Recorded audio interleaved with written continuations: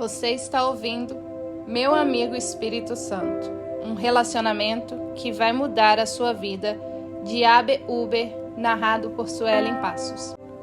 Dedicatória. Eu dedico este livro ao meu melhor amigo, o Espírito Santo.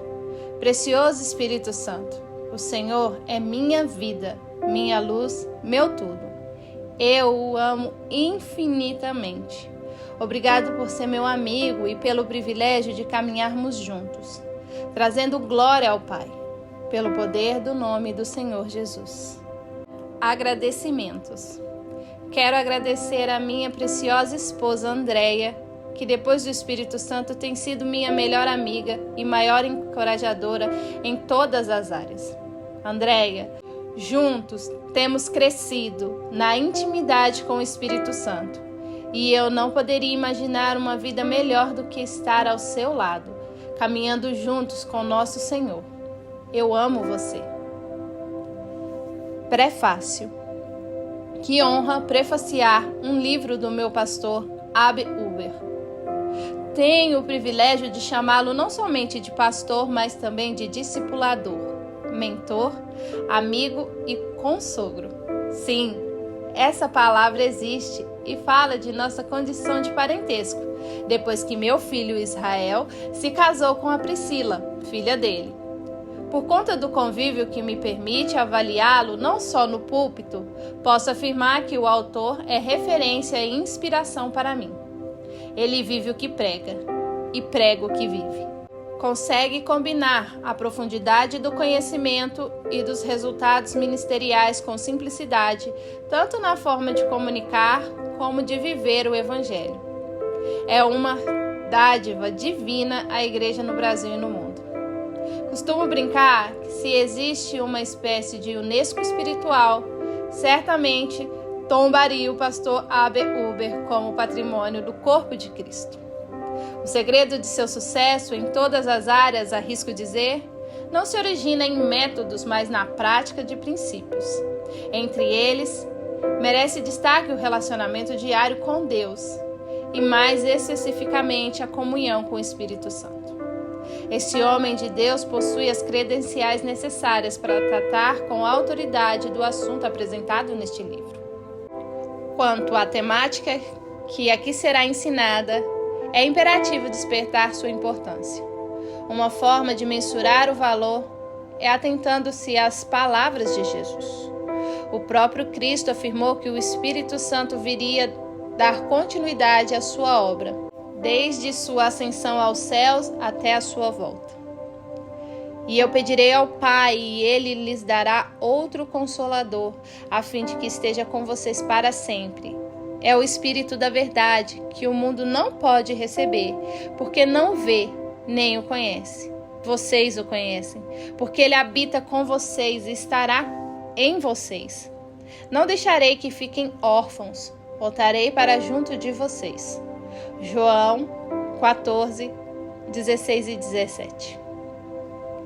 Essa é uma missão de assombrosa grandeza. Percebê-la serve para abrir nossos olhos diante da relevância e da obra do Espírito de Deus. Mesmo ciente disso, entretanto, por muito tempo, e admito, por pura ignorância minha, eu olhava para o Espírito Santo como uma espécie de estepe, um substituto que somente foi convocado na ausência de Cristo e apenas porque Jesus não poderia permanecer na terra. Porém, a revelação bíblica lhe confere um status completamente diferente. Ao contrário de minha dedução simplista, nosso Senhor declarou que precisava se ausentar para que o Espírito viesse. Mas eu lhes digo a verdade. É melhor que eu vá, porque se eu não for, o Consolador não virá para vocês. Mas se eu for, eu enviarei a vocês. João 16:7. Em outras palavras, o mestre dizia que o plano era justamente a vinda do conselheiro para que tal evento se concretizasse. Ele é que deveria sair de cena. Isso é muito diferente da ideia de que o Espírito Santo viria apenas porque Cristo não poderia estar presente. Não é à toa que o apóstolo Paulo resume a nova aliança na expressão o ministério do Espírito, 2 aos Coríntios 3:8. observamos mais uma declaração de Jesus. Tenho ainda muito para lhes dizer, mas vocês não o podem suportar agora.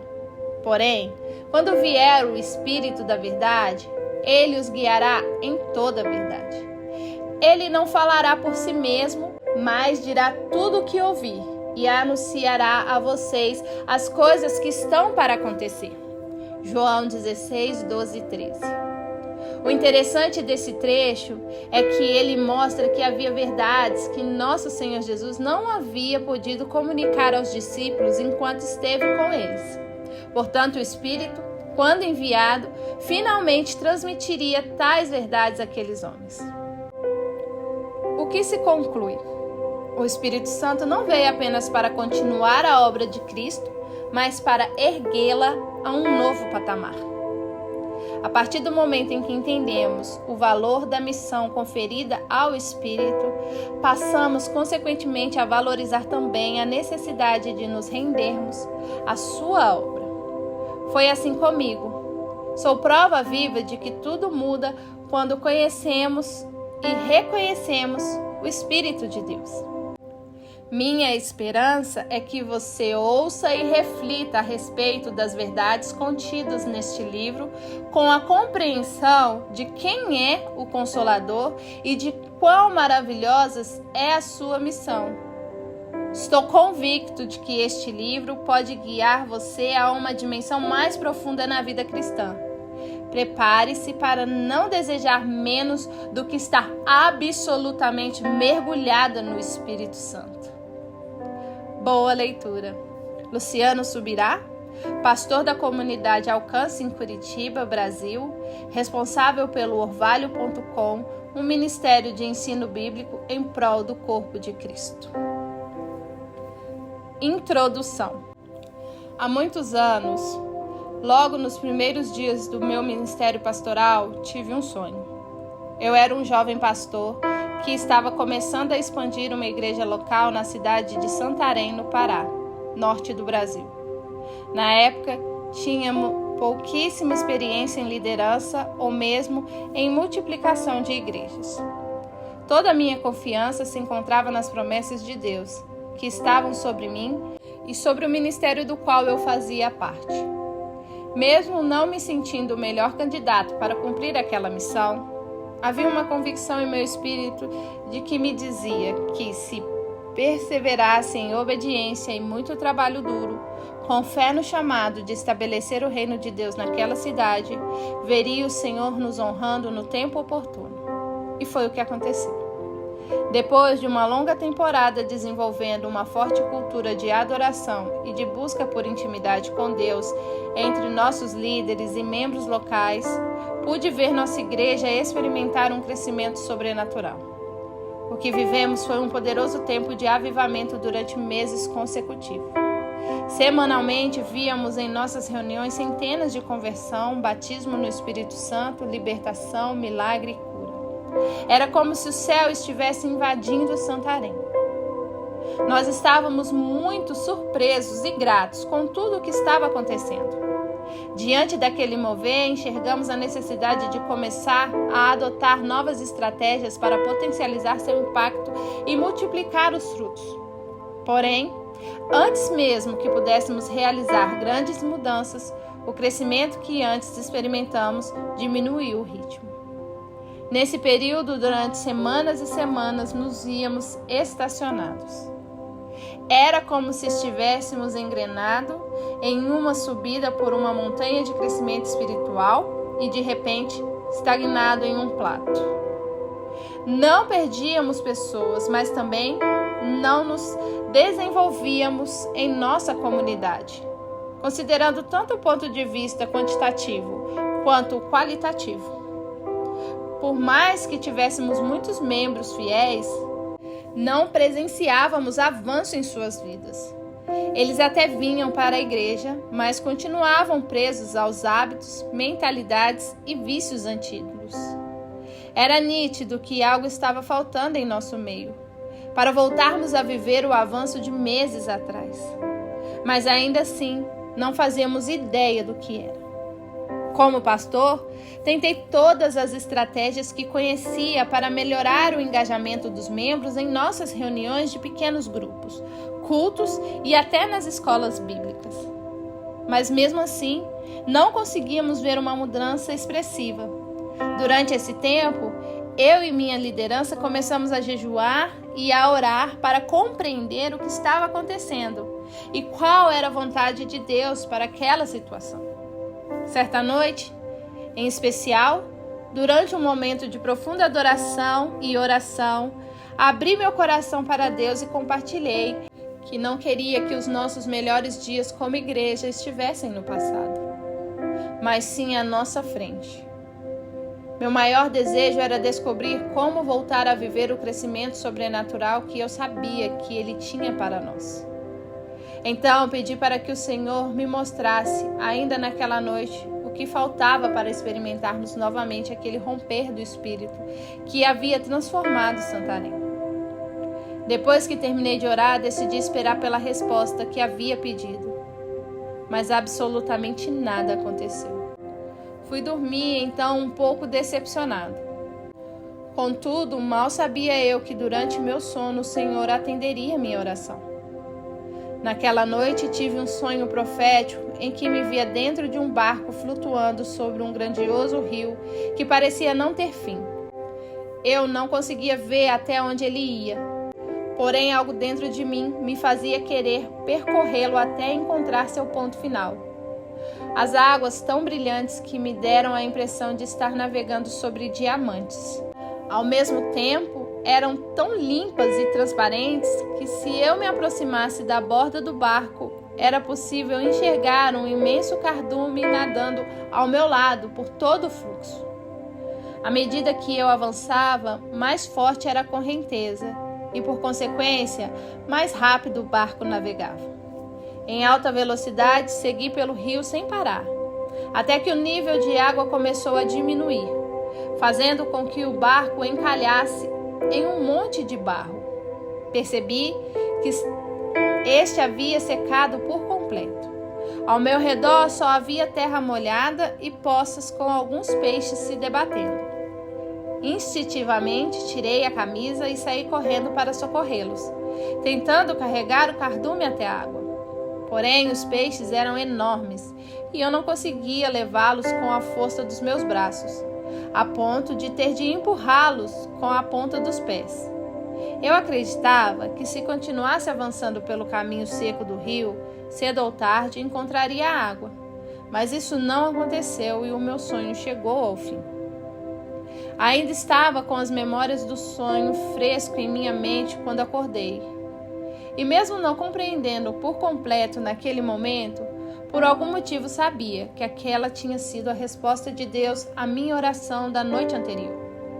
Então pedi ao Espírito Santo que me desse entendimento a respeito daquilo. E ele me trouxe clareza sobre o significado de cada elemento. O barco em que eu estava era o ministério que Deus havia me dado para resgatar vidas e desbravar territórios. O rio era o mover do Espírito Santo, onde eu deveria permanecer. Já os peixes eram as vidas que viriam ao meu encontro à medida que eu continuasse fluindo na correnteza.